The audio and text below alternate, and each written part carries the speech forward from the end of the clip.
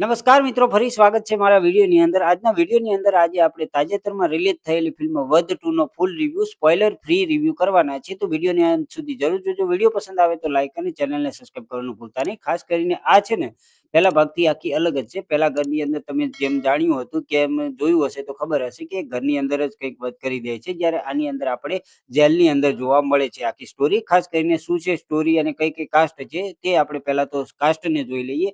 તો આની અંદર મુખ્ય કલાકારોની અંદર તમને સંજય મિશ્રા, નીના ગુપ્તા અને ખાસ કરીને કુમુદ મિશ્રા, અમિત કે સિંહ, અક્ષય ડોંગરા, શિલ્પા શુક્લા અને યોગિતા બિહાની કરીને ઘણા બધા કલાકારોની સાથેની આ ફિલ્મ છે, જો ખાસ શરૂઆતથી એન્ડ સુધી તમને જોડી રાખવામાં મજબૂર કરી દે છે.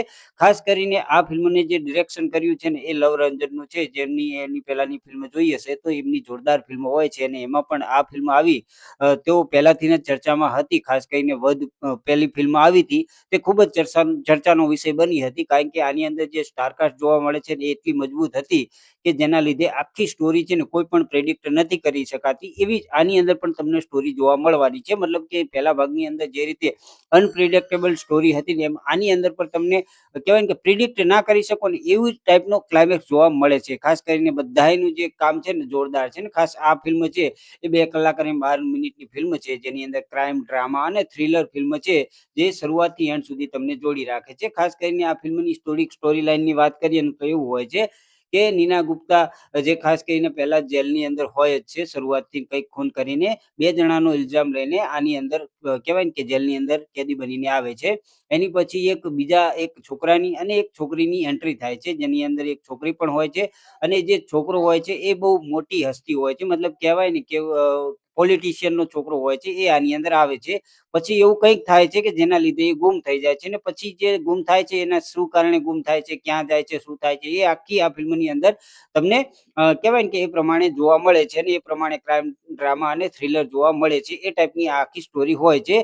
તો હવે જોવાનું એ છે કે આ ફિલ્મની અંદર ક્યાં એ ગુમ થયો છે અને ગુમ કરવાવાળો કોણ છે ને એ બધું જોવાની ખૂબ જ મજા આવવાની છે. ને આ ફિલ્મની સ્ટોરી એવી છે ને કે તમે ગમે એટલું વિચારશો ને 100% 100 માણસોને ભેગા કરીને વિચારશો ને તોય એની જે એન્ડ છે ને, જે એનો ક્લાઇમેક્સ છે ને, એ તમે પ્રેડિક્ટ નહીં કરી શકો એ ટાઈપની છે. પણ આની અંદર તમને એક વસ્તુ જરૂર કહીશ કે બધાની એક્ટિંગ છે ને જોરદાર છે. એમાં પણ જે ખાસ કરીને નીના ગુપ્તા અને સંજય મિશ્રાની એક્ટિંગ તમને જોરદાર લાગવાની છે. પણ જે સૌથી વધારે એક્ટિંગ કહેવાય કે એમની સાથે સાથે તમને કુમુદ મિશ્રા કરીને છે ને એમની પણ એક્ટિંગ જોરદાર તમને પસંદ આવવાની છે.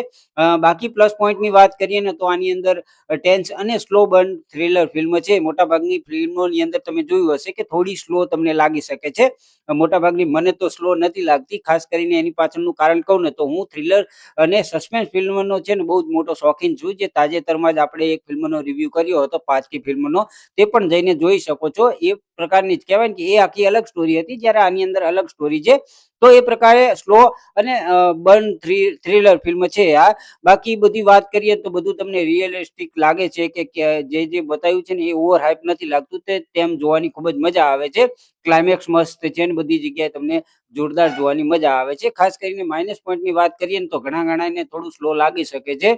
ઘણા બધા જે ટ્વિસ્ટ એન્ડ ટર્ન્સ જોવા મળે છે, ઘણા બધા કહેવાય કે થ્રિલર ફિલ્મો બહુ વધારે જોતા હોય તો એ તમે પ્રેડિક્ટ કરી શકો છો. બાકી ના જોતા હોય તો તમે એ પ્રેડિક્ટ નહીં કરી શકો. અને ખાસ કરીને પહેલી જે ફિલ્મ હતી એની અંદર જે ઇમોશનલ ટચ હતો ને જે આની અંદર તમને થોડો ઓછો જોવા મળશે, તો એ માઇનસ પોઈન્ટમાં લઈ શકાય છે. અને લાંબા રન ટાઈમના કારણે પણ તમને આ સ્લો ફિલ્મ થઈ શકે છે. તો એ પ્રમાણે તમે બોરિંગ થઈ શકો છો. તો ખાસ કરીને આ એક પ્રકારની કહેવાય કે એવી ફિલ્મ છે કે જે શરૂઆતથી એન્ડ સુધી જો થ્રિલર ફિલ્મના શોખીન હોય અને સસ્પેન્સ ફિલ્મના શોખીન હોય ને તો એમના માટે તો આ માસ્ટરપીસ ગણી શકાય છે. બાકી જે પહેલી વખત જ જોતા હોય તો એમને ખાસ આ પસંદ નહીં આવી શકે, કારણ કે રન ટાઈમ થોડો લાંબો હોય છે તો એના લીધે તમને થોડી બોરિંગ ફીલ થઈ શકે છે.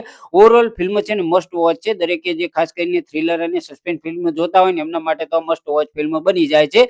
તમે ફિલ્મ જોઈ છે તો તમને કેવી લાગી એ કમેન્ટ કરીને કહી શકો છો. તમને આવી ફિલ્મ જોવાનું પસંદ હોય ને તો મારી ચેનલને સબસ્ક્રાઇબ કરી લેજો, કેમ કે અહીંયા આપણે હિન્દી અને ગુજરાતી અને સાઉથ ફિલ્મ અને બધા ફિલ્મોના રિવ્યુ છે ને ગુજરાતીમાં જ આપણે કરીએ છીએ. તો મારી સાથે કનેક્ટેડ રહેજો અને સબસ્ક્રાઇબ કરી લેજો. તો મળીએ છીએ આવતા વિડીયોની અંદર. ત્યાં સુધી બધાને જય શ્રી કૃષ્ણ અને જય માતાજી.